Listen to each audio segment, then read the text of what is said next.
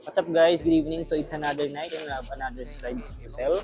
Time check, it's 9 p.m. na ng gabi and meron tayong repeat client. Pangatlong beses niya nang umorder ng Nike Benassi slide. So buong barkada silang umorder. Yung client pala natin is taga Muntinlupa, Alabang. And nandito na yung Lalamove driver para i-pick up yung order. Sasamahan ko. Chief, Lalamove po. Chief, okay lang, naka-video lang po. Okay lang naka-video. Antayin ko lang po yung payment, sir. Sarap po. Antayin ko lang yung payment sa inyo. So yun guys, done deal.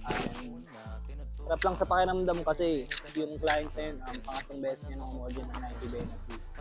Sobrang malaki ng tiwala nila sa atin. So yun guys, keep on striving, make it happen. Peace.